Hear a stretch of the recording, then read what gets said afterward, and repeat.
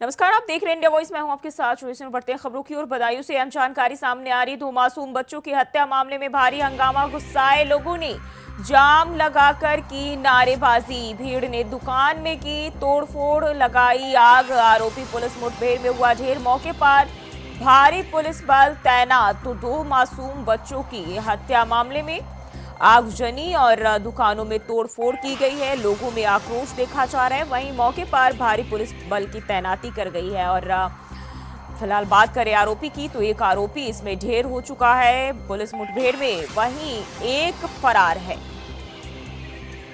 तो बदायूं से जानकारी सामने आ रही। 2 मासूम बच्चों की हत्या कर दी गई है और इसको लेकर जो है लोगों में काफी आक्रोश देखने को मिल रहा है, जिसके चलते लोगों की भीड़ इकट्ठा होकर हंगामा कर रही है। फिलहाल जो है पुलिस पूरी तरह से कोशिश कर रही है स्थिति को काबू में किया जा सके।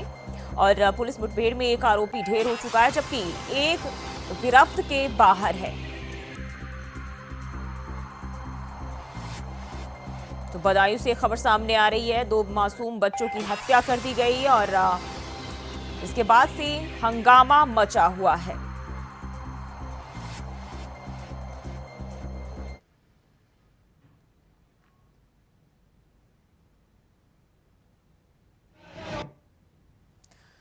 तो ये आगजनी की तस्वीरें आप देख सकते हैं। इसके साथ ही जो है लोगों में बवाल और भारी पुलिस बल की मौजूदगी देखी जा रही है। घटना के बाद से लोग आक्रोशित हैं और गुस्सा फूट पड़ा है। 2 मासूम बच्चों की हत्या कर दी गई है और इसके चलते लोग गुस्साए हुए हैं। और इसके बाद से आगजनी, दुकानों में तोड़फोड़ और नारेबाजी भी करते दिखाई दिए। हमारे बहू के बाल बच्चा होने को है, अस्पताल में भर्ती है।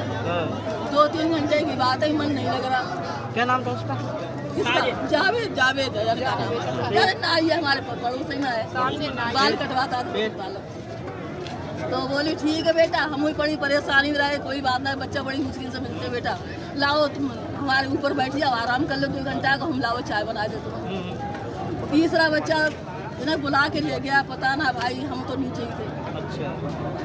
जो बीच वाला उसों के हाथ में मारा, दोनों काटे, दोनों उसों के मारा हाथ में। वो ऊपर से कूद के आया वहां से ग्रिल से, बोले अम्मा देखो तो जाके। तब तक गेट बंद कर लिया, अंदर से देखा छुरी थी तो इतनी बड़ी। क्या लोग थे? अकेला। जैसा कि आप जानते हैं कि ये आज सायंकाल की घटना है और 2 बच्चों की हत्या हुई। इसमें खून से लथपथ अभी वहाँ से निकल गया और हमारी जो पुलिस टीम को पता चला, उसने पीछा किया तो इसको शेखोपुरी जंगल की तरफ जाता दिखाई दिया। वहाँ हमारी टीम जब एसओजी और लोकल थाने पुलिस पीछा करते पहुँची है, उस समय वहाँ पर जो है उसने फायर किया, जवाबी फायर किया और भागने का प्रयास किया। पुलिस ने फायर किया, इस जवाब में जवाबी फायरिंग में वो घायल हुआ और उसकी मृत्यु हो गई। वो जो सैलून वाले भैया थे वो लोग आए थे, तभी ऊपर में छोटे बड़े वाले भाई को ऊपर ले गए। फिर पता नहीं क्यों मारा, फिर मुझे भी मारने लगा। मैंने उनका चाकू हटाकर उनको धक्का देकर नीचे भागाया। आपको भी मारने की कोशिश की? कुछ कहीं चोट तो नहीं लगी आपको? लगी है। कहाँ लगी है? ये एक मुंडी में, सामने लगी, सर में लगी है और हाथ में लगी है। कुछ कह रहा था उस टाइम, जिस टाइम वो जो है मार रहा था, कुछ बोल रहा हो, कुछ कह रहा हो, कुछ सुना हो आपने? नहीं। क्यों किया ऐसा? कभी कोई झगड़ा हुआ था? कभी क्या हुआ, क्या था, क्यों किया उसने ऐसा? कुछ पता है आपको? नहीं। आप लोग दुकान जाते थे, कभी कोई बात हुई हो, कभी उसने गुस्से में बोला हो या कुछ और? नहीं। कुछ आपको याद आता है उससे आखिरी बातचीत आपकी क्या रही होगी जब आप कभी दुकान गए हो या कुछ और? दुकान जाते थे आप उसकी कभी कटिंग कराने? इन्हीं के यहाँ जाते थे, इन्हीं के यहाँ रोज कटवाते थे। इन्हीं क्या जाते थे कटवाने? अच्छा, तो उस टाइम कभी कुछ उसने कहा हो या कभी गलत तरीके से बातचीत की हो? कभी कुछ गलत नहीं लगा? अच्छा, तो कल जब ये आया तो कितने लोग आए थे? 2 लोग आए थे। कल घटना क्रम कुछ इस प्रकार का है कि ये जो व्यक्ति है आरोपी साजिद, वो अपना खोखा नाई का वो जो पीड़ित परिवार उसके घर के सामने रहता है, उसके घर में आना जाना भी था उसका। और कल शाम को 7:30 बजे ऐसा बताया गया है कि वो सीढ़ियों से घर में आया और ऊपर छत पे सीधा चला गया। जाकर के वहां उसने जो दोनों बच्चे खेल रहे थे उन पर आक्रमण किया और दोनों बच्चों की हत्या कर दी। और वहां से फिर नीचे निकल के आया और जब वो जाने लगा तो भीड़ ने उसको पकड़ने की कोशिश की, लेकिन भीड़ से निकल के वो भाग गया। पुलिस को सूचना मिलते ही पुलिस ने मौके पर पहुंच करके स्थिति को संभाला और जब ये पता चला कि वहां से भाग गया है तो उसकी तलाश में टीमें भी निकाल दी गई। थोड़ी देर के बाद ही सूचना मिली कि शेखोपुर के जंगल में उस तरह के। तो बदायूं का ये मामला है जहां जो है आरोपी पुलिस मुठभेड़ में एक आरोपी ढेर हुआ है, वहीं जो है दूसरा फरार है और लोगों ने लगातार इसको लेकर हंगामा करा है और इसके बाद से जो है पुलिस भी मुस्तैद है। और इसी खबर पर ज्यादा जानकारी के साथ विजय बदायूं से हमारे साथ जुड़ गए हैं। विजय, क्या अपडेट मिल रही है जहां हत्या की गई है 2 मासूम बच्चों की, उसको लेकर? देखिए, अभी जो मामला है मामले में शांति बनी हुई है। दोनों बच्चों का पोस्टमार्टम करा दिया गया है और अंतिम संस्कार के लिए जो है ले जाया जा रहा है। हालांकि पुलिस के अनुसार पूरा मामले में जो है शांति है। एक जो आरोपी फरार है जावेद, वो उसकी जो तलाश में कई टीमें लगा दी गई हैं और उसकी तलाश की जा रही है। हालांकि एक साजिद नाम का जो आरोपी था उसको पुलिस ने रात ही घेर कर दिया था। कहा जाए तो एक बदायूं में एक बहुत ही दर्दनाक और निर्मम हत्या जो है 2 मासूमों की गई थी और इसके बाद पुलिस ने जो है जो भीड़ जो बवाल कर रही थी, भीड़ ने एक पड़ोसी दुकान, परचून की दुकान थी, उसमें आगजनी भी कर दी थी और सैलून की दुकान में जो तोड़फोड़ भी कर दी थी। उसके बाद जी, लेकिन विजय, क्या इसको लेकर अभी तक कोई स्पष्ट जानकारी मिली है कि बच्चों की हत्या क्यों की गई है? क्योंकि वहां बताया जा रहा है कि 3 बच्चे थे जिसमें एक को चाकू के बल पर डरा धमकाकर उसने भगा दिया, जबकि 2 की हत्या कर दी। देखिए, अभी हत्या के कारणों की वजह स्पष्ट नहीं हो पा रही है। हालांकि पुलिस इस मामले की जांच कर रही है कि पुरानी रंजिश अगर रही है तो क्या रंजिश रही है। जिसमें देखिए एक बच्चा जो घायल हुआ है, उस बच्चे के अनुसार 2 लोग जो है घर में अंदर आए थे और दोनों बच्चों की जो है हत्या कर दी गई। तो हालांकि पुलिस इस मामले की हर पहलू पर छानबीन कर रही है, हर पहलू की जांच कर रही है। अभी तक जो है पुरानी रंजिश क्या है, इसकी अभी तक कोई कारण क्या रहा है, इसका कोई अभी तक मामला सामने नहीं आया जी, है। क्या आरोपी की बात करें, क्या पहले से भी इस तरह की वारदात में वो संलिप्त रहा है या पहली बार है जब इस तरह के घटना को अंजाम दिया है? देखिए, अगर पुलिस के अनुसार माने तो देखिए उसका कोई पुराना ऐसा इतिहास नहीं रहा है। अब उनका पुरानी रंजिश क्या चल रही थी जिसको लेकर के इतना बड़ा इसमें जो है घटना को अंजाम दिया है। तो मासूम बच्चों के जो है उस तरह से गला रेत के और उस तरह के जो है इनकी हत्या कर दी गई है। हालांकि हर पहलू की जांच पुलिस कर रही है। जी, और अभी तक क्या घर वालों को प्रशासनिक तौर पर कुछ जानकारी दी गई है इस घटना को लेकर?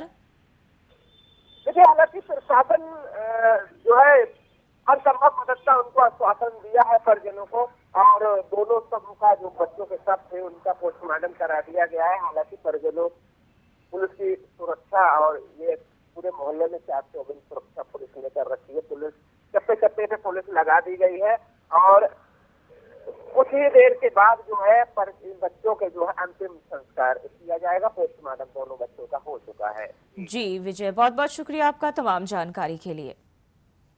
और अब बढ़ते आगे, लखनऊ से बड़ी खबर सामने आ रही। राजनीतिक दलों की जातीय रैलियों का मामला, हाईकोर्ट ने दोबारा नोटिस भेजने का आदेश दिया। बीजेपी, कांग्रेस, सपा और बीएसपी को मिलेगा नोटिस। बड़ी जानकारी, कोर्ट ने जातीय आधारित रैलियों पर लगा रखी है अंतरिम रोक। 11 जुलाई 2013 के आदेश से लगा रखी है अंतिम रोक। चुनाव आयोग को हलफनामा दाखिल करने का मौका दिया। मामले की अगली सुनवाई 10 अप्रैल को होगी। बड़ी जानकारी, बीजेपी, सपा, कांग्रेस और बीएसपी को मिलेगा नोटिस। मामले की अगली सुनवाई 10 अप्रैल को होगी। कोर्ट ने जाति आधारित रैलियों पर अंतरिम रोक लगा रखी है। 11 जुलाई 2013 के आदेश से अंतरिम रोक लगाई गई है। वहीं चुनाव आयोग को हलफनामा दाखिल करने का मौका भी दिया है। तो बड़ी जानकारी, मामले की अगली सुनवाई 10 अप्रैल को होगी। तो हाईकोर्ट ने दोबारा नोटिस भेजने का आदेश दिया है और राजनीतिक दलों की जातीय रैलियों का मामला है जिसको लेकर हाईकोर्ट की ओर से दोबारा नोटिस भेजने का आदेश दिया गया है। बीजेपी, कांग्रेस, सपा और बीएसपी को मिलेगा नोटिस। तो लखनऊ से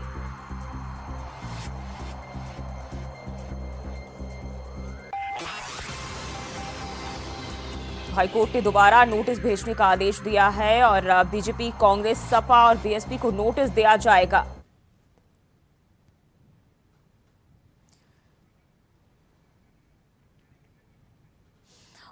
और इसी खबर पर ज्यादा जानकारी के साथ लखनऊ से मोहम्मद आसिफ हमारे साथ जुड़ गए हैं। आसिफ, राजनीतिक दलों की जातीय रैलियों का मामला है जिसको लेकर हाईकोर्ट की ओर से दोबारा नोटिस देने के आदेश दिया गया है, क्या जानकारी मिल रही है? बिल्कुल बता दूं कि हाईकोर्ट ने जातीय रैली पर रोक, लगता है संपर्क टूट गया, दोबारा से जोड़ने की कोशिश करेंगे। तो राजनीतिक दलों की जातीय रैलियों का मामला है जिसको लेकर हाईकोर्ट ने दोबारा से नोटिस भेजने का आदेश दिया है। लखनऊ से ये जानकारी मिल रही है, राजनीतिक दलों की जातीय रैलियों का मामला, और बीजेपी, सपा, कांग्रेस और बीएसपी को नोटिस दिया जाएगा जिसके लिए हाईकोर्ट ने आदेश दे दिया है। दोबारा से नोटिस भेजने का आदेश दिया गया है जातीय रैली को लेकर।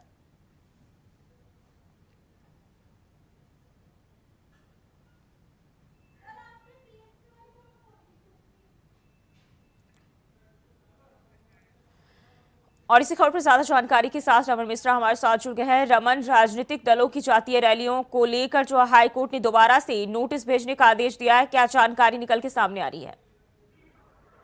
जो ही बिल्कुल सोमवार को इलाहाबाद हाईकोर्ट की लखनऊ खंडपीठ के जो मुख्य न्यायाधीश हैं अरुण भंसाली और न्यायमूर्ति जसप्रीत सिंह की बेंच ने 2013 की वो याचिका जिसमें मोतीलाल यादव ने ये याचिका दायर की थी कि राजनीतिक पार्टियां जातियों के आधारित रैली ना करें, उस पर उस समय की बेंच ने अंतरिम रोक लगाई थी और जो मुख्य पार्टियां हैं कांग्रेस, सपा, बसपा, भाजपा, इनको नोटिस देने का निर्देश दिया था।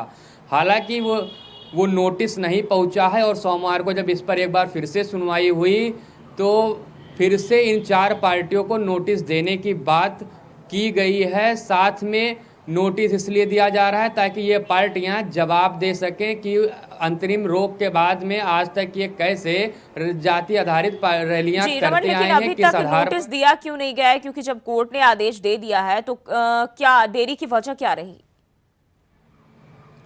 अब ये मामला चुनाव आयोग का है, सरकार का है, ये कहाँ पर रुका हुआ था, क्योंकि जब ये जुलाई 2013 का मामला है, उसके बाद में 2 लोकसभा चुनाव हो चुके हैं, 2 विधानसभा चुनाव हो चुके हैं और कई ऐसे चुनाव हो चुके हैं। उसके बावजूद अभी तक ये नोटिस क्यों नहीं दिया गया, इस पे जवाब क्यों नहीं मांगा गया, इसको लेकर अभी कोई बात, ये जो कारण है वो खुलकर सामने नहीं आया है। लेकिन अधिसूचना लागू होने के बाद में अचानक इस याचिका पर सुनवाई होना और 10 अप्रैल को इसमें अगली डेट लगी हुई है, अगली सुनवाई होगी 10 अप्रैल को। कुछ बड़ा हो सकता है इस मामले में, क्योंकि 90 के दशक के बाद में मंडल कमीशन लागू होने के बाद में जिस तरह उत्तर प्रदेश में जाति आधारित पार्टियां बनी, जाति देखकर ही पार्टियां टिकट देती हैं, प्रत्याशी चुनती हैं। साथ में हर पार्टियों में जाति आधारित कई प्रकोष्ठ हैं, तमाम उसमें मोर्चे हैं, सारा सियासी खेल जो है वो जातियों के आधार पर हो गया है। ऐसे में अगर 10 अप्रैल को कोई बड़ा फैसला हाई कोर्ट सुनाता है तो आप मान लीजिए कि सियासत में एक बहुत बड़ी हलचल होना तय है। जी, और अभी जो है हाई कोर्ट की ओर से नोटिस दिया गया है, तो अब देखना होगा कि कोर्ट की ओर से क्या फैसला आता है। बहुत बहुत शुक्रिया रमन तमाम जानकारी के लिए। तो बीजेपी, कांग्रेस, सपा और बीएसपी को नोटिस दिया जाएगा और हलफनामा दाखिल करने का मौका भी हाई कोर्ट की ओर से दिया गया है। लखनऊ से बड़ी खबर सामने आ रही, बीएसपी जल्द जारी कर सकती है प्रत्याशियों की लिस्ट। 1-2 दिन में जारी होगी बीएसपी प्रत्याशियों की लिस्ट। मायावती ने उम्मीदवारों के नाम को दिया अंतिम रूप, बीएसपी जारी करेगी प्रत्याशियों की सूची। बीएसपी के कई वर्तमान सांसद पार्टी छोड़कर जा चुके, बड़े पैमाने पर नए चेहरों को मैदान में उतार रही बीएसपी। बड़ी जानकारी, इस बार जो है बड़े पैमाने पर नए चेहरों को मौका दे रही है बीएसपी और कई वर्तमान सांसद जो है पार्टी छोड़कर जा चुके हैं। ऐसे में नए चेहरों को पार्टी में शामिल किया गया है और बीएसपी जल्द ही अपने प्रत्याशियों की दूसरी लिस्ट जारी करेगी। तो लखनऊ से जानकारी मिल रही है, बीएसपी जल्द ही प्रत्याशियों की लिस्ट जारी कर सकती है और बताया जा रहा है कि नए चेहरों को इसमें मौका मिल सकता है। बड़े पैमाने पर नए चेहरे इसमें शामिल हो सकते हैं और जल्द ही उम्मीदवारों के नाम की घोषणा बीएसपी की ओर से की जा सकती है। और इसी खबर पर ज्यादा जानकारी के साथ लखनऊ से मोहम्मद आसिफ हमारे साथ जुड़ गए। आसिफ, बीएसपी की ओर से बताया जा रहा है जल्द ही प्रत्याशियों की लिस्ट जारी की जा सकती है, क्या जानकारी मिल रही है इसको लेकर? जी बिल्कुल, जो ही बता दूं कि लोकसभा चुनाव का आगाज पूरी तरह से हो चुका है। आज 8 सीटों पर नामांकन प्रक्रिया भी शुरू कर दी गई है और जिसको लेकर सभी राजनीतिक दल पूरी तरह से एक्टिव हो गए। अगर बात करें बीजेपी की, तो बीजेपी भी लगातार प्रत्याशियों की सूची जारी कर रही है, वहीं सपा भी पीछे नहीं है। लेकिन बसपा ने भले ही कम प्रत्याशियों की सूची जारी की है, लेकिन कहीं न कहीं बसपा ने बाजी मारी है, क्योंकि पश्चिम की 8 सीटों पर जिस तरह से चुनाव होने हैं और 7 सीटों पर बसपा ने अपने प्रत्याशी घोषित कर दिए हैं और यहाँ पर बीजेपी और सपा ने सिर्फ 4 ही प्रत्याशी उतारे हैं। और बता दें कि जालौन से बीएसपी ने जो है ताजा लिस्ट जारी कर दी है और यहाँ से चंद्र प्रकाश को प्रत्याशी घोषित कर दिया है, या सुरक्षित सीट है। वहीं बता दें कि यहाँ पर इंडिया गठबंधन में भानु प्रताप, माफ कीजिएगा, बीजेपी से भानु प्रताप और जो है अहिरवार सपा से प्रत्याशी है। तो कुल मिलाकर यह कहा जा सकता है कि जो सूत्रों का दावा है कि बसपा सुप्रीमो मायावती ने करीब करीब पश्चिम की प्रमुख सीटों पर अपने प्रत्याशी उतार दिए हैं। यहाँ तक कि अगर पूर्वांचल की बात करें तो पूर्वांचल में अंबेडकर नगर, अयोध्या और साथ ही साथ उन्नाव की बात करें तो उन्नाव में भी बसपा ने अपने प्रत्याशी उतार दिया। हालांकि अभी तक जो प्रत्याशी उतारे गए हैं 80 सीटों में से महज 14 ही सीटों पर बसपा ने प्रत्याशी उतारा, लेकिन जिस तरह से बसपा सुप्रीमो प्रत्याशियों के चयन में जो है फूक फूक कर कदम रख रही है। बात करें अगर प्रत्याशियों के चयन की, तो 5 प्रत्याशी मुस्लिम उतारे गए हैं, जो कहीं न कहीं बीजेपी और इंडिया गठबंधन का समीकरण भी बिगाड़ सकते हैं। वहीं अयोध्या से भी बसपा ने अपने प्रत्याशी ब्राह्मण प्रत्याशी उतार दिए हैं और अंबेडकर नगर में भी बसपा ने ब्राह्मण कार्ड खेला है। उन्नाव में भी यही हाल है और आगरा में बसपा ने जो है। जी आसिफ, अगर बात करें पहली लिस्ट की, तो 7 उम्मीदवार में से 5 जो है मुस्लिम चेहरे हैं। क्या अगली जो लिस्ट जारी की जाएगी उसमें भी कुछ ऐसा ही समीकरण उम्मीदवारों का देखने को मिलेगा?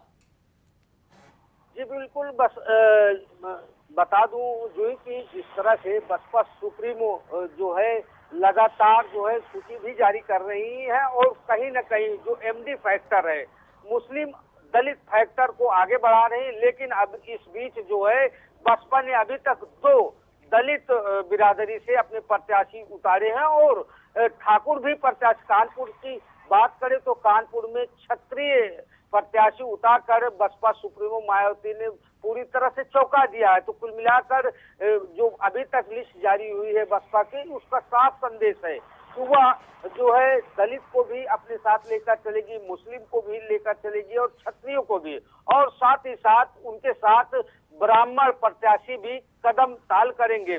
अगर बात करें जातीय समीकरण की, तो जातीय समीकरण को देखा जाए तो बसपा के पास दलित का वोट बैंक है। वहीं दूसरी तरफ अगर मुस्लिम आता है तो इनका जो है जीत का जो है अंदेशा है और जो है आंकड़ा बढ़ सकता है बसपा प्रत्याशियों के लिए। वहीं दूसरी तरफ ब्राह्मण और क्षत्रिय कार्ड खेलकर कहीं न कहीं बसपा सुप्रीमो मायावती ने यूपी में जो है सभी जात के लोगों का वोट समेटने की पूरी तरह से कोशिश की है। यह माना जा रहा है कि आगे जो बसपा की 1-2 दिन में सूची जारी होगी, यह भी कहीं न कहीं जो है मुस्लिम दलित के साथ साथ क्षत्रिय और ब्राह्मण प्रत्याशी हो सकते हैं। हालांकि बसपा पर समाजवादी पार्टी और बीजेपी की पूरी तरह से नजर गड़ी हुई है, क्योंकि बसपा जो है लगातार पत्ते खोल रही है। अगर बात करें बीजेपी की और सपा की, तो भले सपा से महज 1.5 दर्जन प्रत्याशी अब चुनाव घोषित करने के लिए रह गए। बहुत बहुत शुक्रिया आपका तमाम जानकारी के लिए। और बढ़ते आगे, रंगभरनी एकादशी भीड़ के दबाव के चलते आज 1 घंटे पहले ही खुलेंगे ठाकुर बांके बिहारी के कपाट, जहां डीएम शैलेंद्र कुमार सिंह, एसएसपी शैलेश कुमार पांडे और भीड़ के दबाव को देखते हुए मंदिर के सभी प्रवेश द्वारों का निरीक्षण किया। जहां रंगभरनी एकादशी के मौके पर लाखों श्रद्धालुओं के पहुंचने की संभावना भी जताई जा रही है। पुलिस ने आसान दर्शन की योजना बनाई है। आज रंगभरनी एकादशी के मौके पर श्रद्धालुओं की भारी भीड़ आने की संभावना को देखते हुए यह फैसला लिया गया है।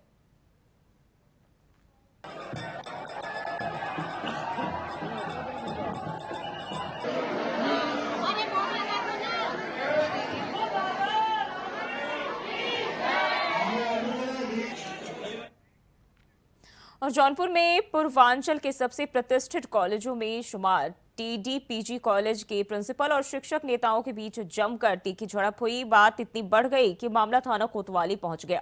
ये झगड़ा दोनों टाइम बायोमेट्रिक अटेंडेंस को लेकर हुआ है। प्राचार्य की तहरीर पर लाइन बाजार पुलिस ने मुकदमा दर्ज करके जांच पड़ताल शुरू कर दी। आरोप है कि प्राचार्य ने कहा, टीचरों ने जो व्यवहार हमारे साथ किया वो बर्दाश्त करने लायक नहीं है। उन्होंने कहा कि भविष्य में मेरे या मेरे परिवार के साथ कोई घटना घटती है तो उसके जिम्मेदार शिक्षक ही होंगे। डॉक्टर आलोक कुमार सिंह, प्रधानाचार्य TD कॉलेज के प्रार्थना पत्र के आधार पर थाना लाइन बाजार में अभियोग दर्ज किया गया है, जिसमें TD कॉलेज के अध्यापकों के ऊपर आरोप है कि उनके द्वारा कॉलेज में लेट समय पर आगमन किया गया, जिसको लेकर के अध्यापकों के द्वारा प्रिंसिपल के साथ अभद्र भाषा और सरकारी कार्य में बाधा पहुंचाई गई है। अभियोग दर्ज कर विधिक कार्रवाई की जा रही है। मैं अपने कार्यालय में बैठा हुआ था तो हमारे कॉलेज की 4 शिक्षक doctor Vijay Kumar Singh, doctor Rahul, doctor Shailendra Kumar Singh और प्रोफेसर धर्मेंद्र कुमार सिंह, ये चारों लोग मेरे कार्यालय में आए और इनका वर्जन था कि हम लोग बायोमेट्रिक केवल एक टाइम लगाएंगे और हम लोग के लिए जो समय सीमा 9:30 से 10:30 आपने बना रखी है उसका अनुपालन नहीं करेंगे। इसी परिप्रेक्ष्य में वार्ता करने आए और वार्ता की शैली उनकी बेहद ख़राब थी। उन्होंने प्राचार्य पद की गरिमा का, प्रतिष्ठा का हनन किया, अभद्र तरीके से बात किया, जो निश्चित रूप से शिक्षक के गरिमा की श्रेणी में नहीं आता है। चूँकि ये महाविद्यालय कॉलेज का पूर्वांचल का बड़ा ही गौरवशाली विद्यालय है और मैं जब से आया हूँ तब से इस महाविद्यालय में अनुशासन और पठन पाठन सुव्यवस्थित करने के लिए कृतसंकल्प हूँ। चूँकि उक्त शिक्षक ये चाहते हैं कि मनमाने तरीके से हम आएँ और जाएँ, हमारे किसी भी चीज़ पर किसी तरह का अंकुश न लगाया जाए, शासन के किसी निर्देशों का अनुपालन न हो। इस संबंध में जब कल की घटना के संदर्भ में वीडियो क्लिप के रिकॉर्डिंग के साथ मैं आज वरिष्ठ पुलिस अधीक्षक साहब से मिला और सर से अपनी बात कही और उनसे रिक्वेस्ट किया कि यदि भविष्य में इस तरह की घटनाएं होती हैं और इस पर संज्ञान नहीं लिया जाएगा तो मैं महाविद्यालय में व्यवस्था बनाने में सक्षम नहीं हो पाऊंगा। और फिलहाल के लिए इस बुलेटिन बस इतना ही। खबरों के लिए बने रहिए इंडिया वॉइस के साथ।